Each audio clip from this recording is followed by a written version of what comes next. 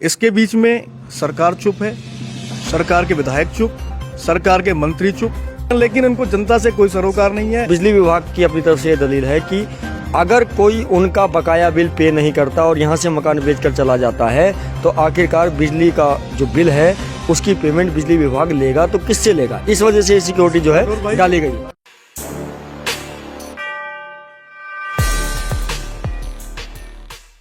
नमस्कार, ATN news हर पल आपके साथ, मैं एस राठौर। लगातार फरीदाबाद के कोने कोने से आवाज़ उठ रही है कि जो बिजली के बिल और उनके साथ में लग के आ रही है 4 महीने की सिक्योरिटी, वो लोगों के ऊपर कहीं ना कहीं एक वजन पड़ा हुआ है। और उस वजन को हटाने के लिए कई समाजसेवी, कई राजनीतिज्ञों ने आवाज़ उठाई है। कई लोगों ने जो बिजली का दफ्तर है वहाँ बैठकर धरना दिया है। कई लोगों ने बिजली दफ्तर के सामने अर्धनग्न प्रदर्शन किया है। ना जाने फरीदाबाद और हरियाणा को क्या हो गया है कि समस्याएं हैं कि ख़त्म होने का नाम ही नहीं ले रही। और इसी मुद्दे पर हमारे साथ बात करने के लिए वार्ड नंबर 38 से युवा समाज सेवी लक्की सिंगला हैं। और लक्की सिंगला जी से जानेंगे कि इस बारे में, बिजली विभाग के बारे में, सरकार के बारे में, इस कानून को लेकर वो क्या सोचते हैं।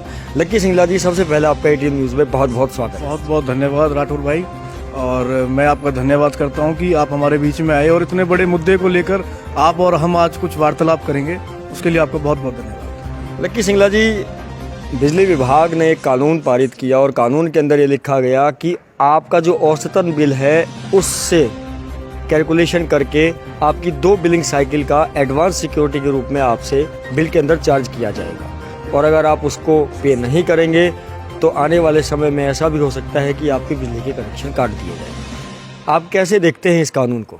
राठौर भाई, मैं आपके एटीएन के माध्यम से ये बताना चाहता हूँ कि ये जो इन्होंने पॉलिसी लागू करी है हमारे सरकार और हमारा बिजली बोर्ड, जिसे हम DHBVN कहते हैं, इन दोनों की अगर मैं बात करूं तो कहीं ना कहीं ये एक तानाशाही कहना चाहूँगा कि इनकी एक तानाशाही है।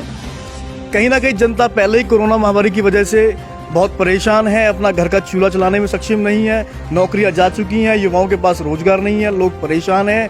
और कहीं ना कहीं नोटबंदी ने बहुत परेशान कर दिया। अब कोरोना की महामारी ने 1.5 साल से किसी के पास कोई रोजगार है ही नहीं। और इन्होंने हमारे ऊपर, मैं बात करूं, हमारी जो जनता है हमारे ऊपर एक नई बात ला के रख दी।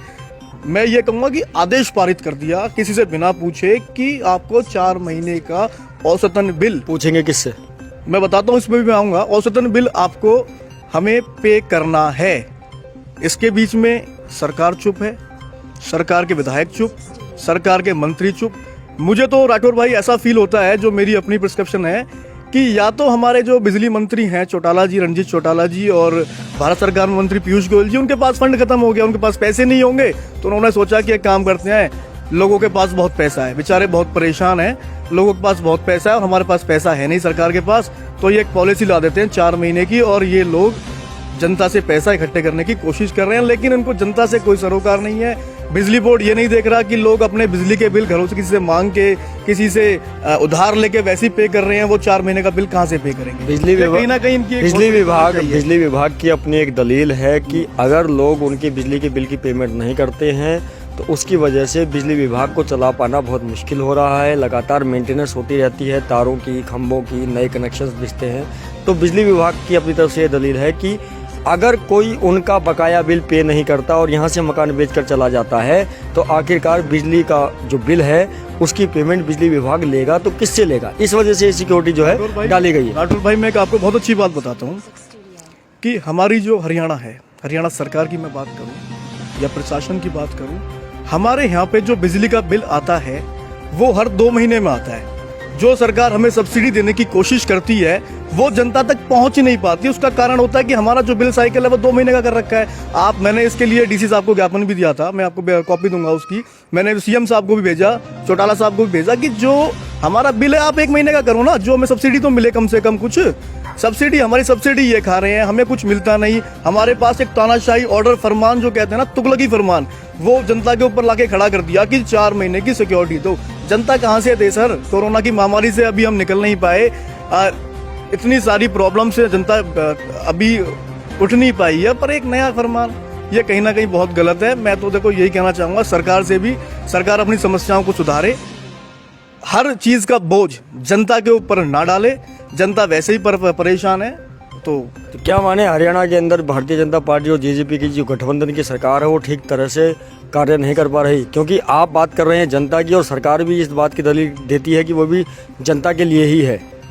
इस बारे में मैं ये कहना चाहूँगा राठौर भाई कि हमारे जनप्रतिनिधि जो हमारे हरियाणा सरकार में मंत्री हो, विधायक हो या किसी भी बड़े पद पर बैठे हुए हैं, वो कम से कम आके जनता को ये तो बताएं कि हमारे साथ ये प्रॉब्लम है, इस बिल को लाने के लिए ये चीजें हुई हैं, ये इसलिए हम लेके आए हैं, इसके फायदे ये हैं, इसके नुकसान, जनता के बीच में आए। आपको इस बिल को लाने का कोई पुख्ता फायदा नजर आता है क्या? मुझे एक फायदा नजर आता है कि सरकार के पास पैसों की फंड की कमी होगी, अपने फंड को पूरा करने के लिए जनता के ऊपर एक भार डाला जा रहा है। मैं एक बात और बताऊंगा राठौर जी, हमारा व्यापारी वर्ग, मैं एक व्यापारी वर्ग से आता हूँ और हमारा व्यापारी वर्ग वैसे ही बहुत परेशान है। दुकानों में कोरोना की वजह से वैसे किसी के पास काम नहीं था, बिजली के बिल भरने के लिए पैसे नहीं है, रोजगार काम धंधे दुकानों पे और आड़तियों के पास है नहीं, वो बिजली का बिल 4 महीने कहाँ से भरेंगे।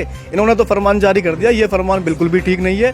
मेरी सरकार से, प्रशासन से और जो आला अधिकारी हैं उनसे हाथ जोड़ के विनम्र प्रार्थना है कि इस बिल को और इस फरमान को तुरंत वापस लें और खुद जनता की तरफ सोचें कि जनता किस तरीके से खुश रह सकती है। उनको बिल्कुल तहस नहस करने की कोशिश ना करें कि हाँ हमने एक फरमान दे दिया और इनको मानना पड़ेगा। नहीं तो राठौर जी आप पत्रकार हो, मैं वकील हूँ, हमें पता है कि फिर बाद में होना क्या है। चुनाव हर बार आते हैं, पता लग जाएगा सबको।